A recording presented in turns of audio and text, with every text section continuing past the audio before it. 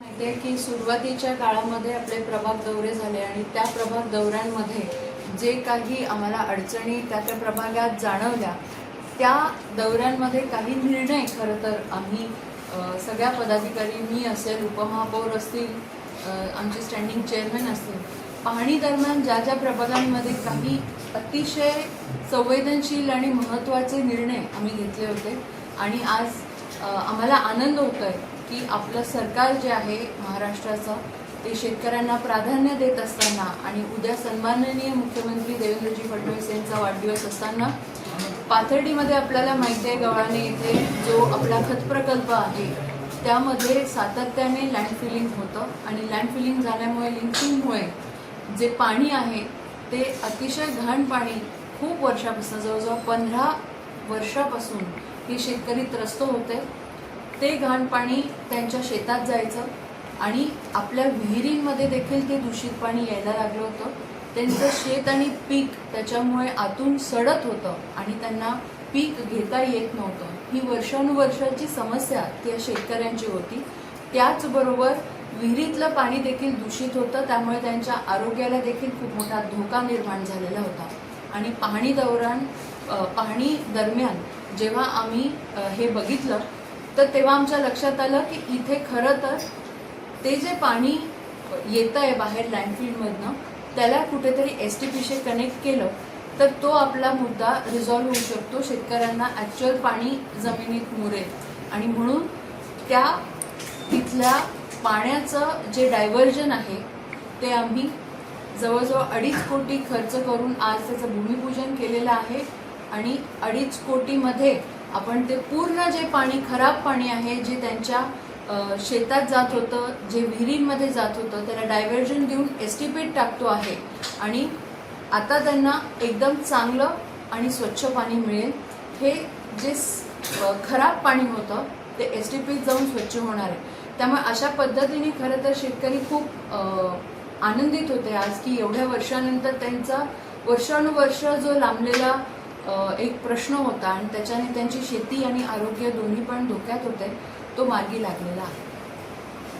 कचऱ्याचं ते सगळं अक्षरशः पीक काळं होत होतं आणि पाणी जे त्यांच्या टाक्यांमध्ये येतं बेसिकली याच्यामध्ये कारण अतिशय चिकट द्रव्य असं बाहेर निघत होतं आणि त्यामुळे ते त्यांच्या आरोग्याला धोकादायक होतं. ते पूर्ण जेवढं पाणी, कारण आता पावसाचं पण पाणी त्यात ॲड होतं, त्याच्यामुळे it is not correct to measure that water, पण त्याचं डायव्हर्जन आपल्याला STPत करणं हे खूप गरजेचं होतं आणि ते आज आपण सुरू तुमच्या पाहणीमध्ये पार्श्वभूमीवरती आजूबाजूची 16 गावं आहेत त्यांचा देखील कचरा उचलण्याचं आम्हाला एक पत्र प्राप्त झालेलं आहे आणि त्या 16 गावांकरता आपण एक सेपरेट प्लांट करण्याचे योजले आहे. कारण आत्ताची टेक्नॉलॉजी ही अपग्रेड झालेली आहे.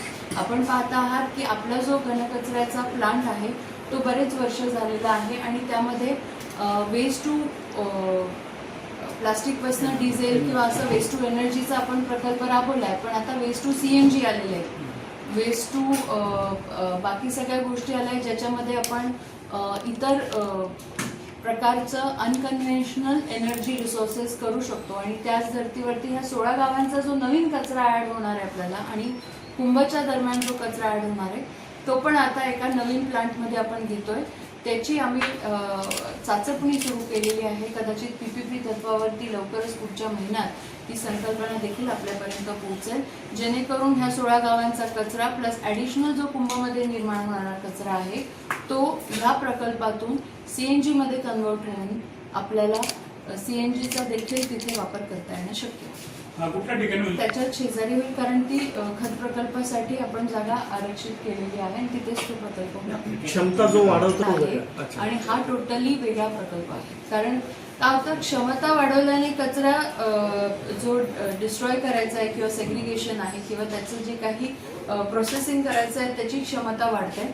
पण विषय असा आहे की टेक्नॉलॉजी अपग्रेड करण्याच्या दृष्टीने एक वेगळा प्लांट आपल्याला लागणार आहे. तो आधी कमी कपॅसिटीचा आपण सुरुवात करू कारण या 16 गावांचा कचरा जो येणार आहे तो नाशिक शहराच्या तुलनेत कमी असणार आहे प्लस कुंभमेळ्याचा. तर असं मिळून एक फेज 1 लॉन्च करू आणि नंतर मग त्याची कपॅसिटी आपण वाढवायची आहे. आपलीच जागा आहे एक 8 एकरचं लँड आहे, त्याच्यासाठी आपण मागणी करतोय. अभ्यास दौरा देखील घेतो आहे. मध्यंतरी सन्माननीय सभापती आणि मी टेक्नॉलॉजी समजून घेण्यासाठी पुण्याला देखील जाऊन आलो, पण त्यांचा जो एक प्रकल्प आहे, जो रनिंग प्लांट आहे, तो गोव्यामध्ये आहे, त्याची देखील आम्ही पाहणी करून आणि मग पुढच्या महिन्यात ते जर सगळ्यांना पटलं तर आम्ही पुढच्या महिन्यात तशी कारवाई करू. निर्मिती आणि कचरा आपण हे करणं, त्याच्यावरती बैठका सुरू आहे. आत्ता जिल्हा स्तरावरनं आम्हाला फक्त एवढं मागणी आली आहे की हा कचरा आपल्याला प्रोसेस करावा लागेल. आता ती गरज देखील आहे आणि आपल्याला माहिती आहे की आता अनेक गावं देखील आहेत, ग्रामपंचायती आहेत, त्यांना आमच्याकडनं रस्त्यांची अपेक्षा. आताच आपण बघितलं की ग्रामस्थ आले होते आणि हे माझ्याकडे पत्र देखील आहे, चांसी आहे, त्याच्यामध्ये मातोरी आहे, मुंगसारा आहे. त्यांना अशी इच्छा आहे की त्यांचे रस्ते आणि त्यांच्या पाण्याची समस्या जे आहे, पायाभूत सुविधा आम्हाला द्याव्या, अशा पद्धतीचं हे पत्रव्यवहार ग्रामपंचायतीने आपल्याकडे केलेला आहे आणि ते सगळेच जण आज आले होते. तर ह्या देखील व्यवस्था त्यांना आपल्याकडनं अपेक्षित आहे. पण ताई, अगोदरच आपल्या हे ते कुंभमेळ्याच्या पार्श्वभूमीवरतीच म्हणणं आहे आपल्याकडे की आजूबाजूची जी गावं आहेत त्यांच्यासाठी काहीतरी आपण कनेक्शन जे आहेत ते स्थिर करावे. आपण ह्या संदर्भात जिल्हाधिकारी कार्यालयाशी पण बोललो आहे आणि मी स्वतः CM साहेबांशी पण बोलते. तर आपण एक साधारण एक कनेक्शन ग्रिड रोड्स आहे, तर आम्ही त्या याला रोड ग्रिड्स असा एक प्रोजेक्टचं नाव दिलं आहे की ते रोड ग्रिड्स जे आहेत ते विदिन सिटीमधले जे महत्त्वपूर्ण रस्ते आहेत त्याच्यासाठी आपण एक सूची तयार करतो आहे.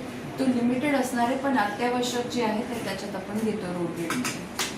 मुशीमध्ये नाही आहे कपॅसिटी बिल्डिंग केलेलं आहे आपण वेळोवेळी. मोशीमध्ये कपॅसिटी बिल्डिंग झालेलं नव्हतं, त्याच्याने तो तेवढा मोठा डोंगर साचला होता.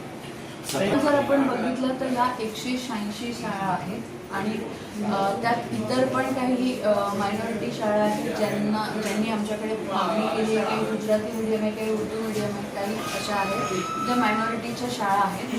तर मला असं वाटतं की ह्या शाळांना देखील समाविष्ट करून घ्यायचा निर्णय आता उपसूचनेद्वारे येऊ शकतो आमच्याकडे आणि अशा पद्धतीचा चांगला निर्णय, खरं ठोस निर्णय आज आमच्या नाशिक महानगरपालिकेतर्फे सगळे लोकप्रतिनिधी आणि प्रशासनाच्या तर्फे घेण्यात आलेला आहे आणि याचं सगळीकडे स्वागत होतं आहे, याचा आनंद आहे. अंगणवाडी सेविका खूप वर्ष झाले त्यांचाही मानधनाचा प्रश्न जो होता तो प्रलंबित, आपण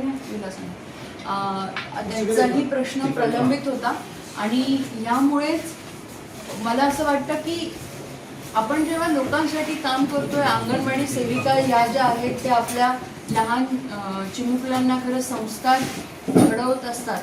तर 2 गोष्टी याच्यामध्ये प्रामुख्याने आम्हाला सगळ्यांना जाणवल्या की त्यांच्या मानधनामध्ये बऱ्याच वर्षापासून चर्चा होत होत्या पण तशी वाढ झाली नव्हती. आजचं तुम्ही जर प्रपंच करायचं म्हटल्यानंतर एवढ्या तोडक्या सॅलरीमध्ये, एवढ्या तोडक्या त्यांच्या जे काही मानधन होतं त्याच्यामध्ये उदरनिर्वाह करणं किंवा बाकीच्या गोष्टी करणं शक्य नव्हतं. त्यांचं येणं जाणं जे असेल, परत आपण पाहतोय की शासनाच्या सगळ्या खरं तर त्या खूप मेहनतीने काम करत असतात. शासनाच्या सर्व ज्या योजना आहेत त्या लोकांपर्यंत पोहोचवण्याचं काम देखील करतात.